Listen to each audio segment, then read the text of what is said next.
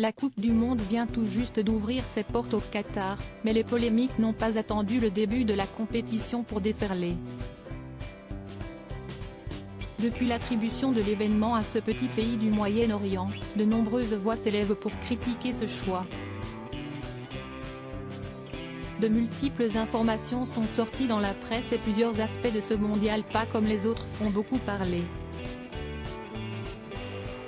Il est notamment question des conditions de travail des ouvriers sur les chantiers des stades et d'après les informations du Nouvel Obs, près de 6750 personnes auraient perdu la vie durant la construction des enceintes. Les conséquences climatiques d'un tel événement sont également au cœur des débats, tout comme la politique en vigueur dans le pays hôte. Au Qatar, qui compte un peu moins de 2,5 millions d'habitants, l'homosexualité est illégale et plusieurs nations, à commencer par le Danemark et les États-Unis, ont annoncé qu'elles allaient faire des actions pour lutter contre l'homophobie. Les capitaines de ces nations devraient porter un brassard aux couleurs du drapeau LGBT, mais ce ne sera pas le cas d'Hugo Lloris, le capitaine français. Lorsqu'on est en France, lorsqu'on accueille des étrangers, on a souvent envie qu'ils se prêtent à nos règles.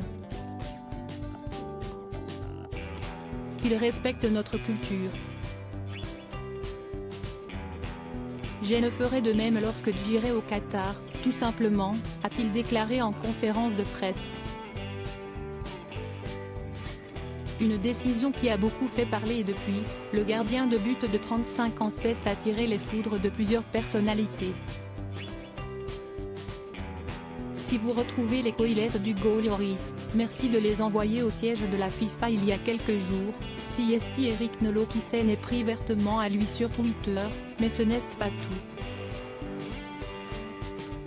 Samedi soir, lors de l'émission Quelle époque, présentée par Léa Salamé, un célèbre humoriste en a remis une couche. Lors de sa chronique, Philippe Caverivière a évoqué cet épisode sur le ton de la dérision, comme il sait si bien le faire.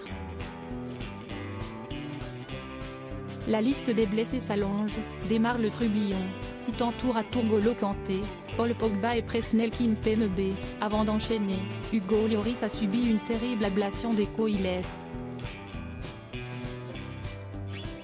Si vous retrouvez les coïles d'Hugo Lloris, merci de les envoyer au siège de la FIFA. De préférence dans du papier bulle, parce que si est quand même fragile.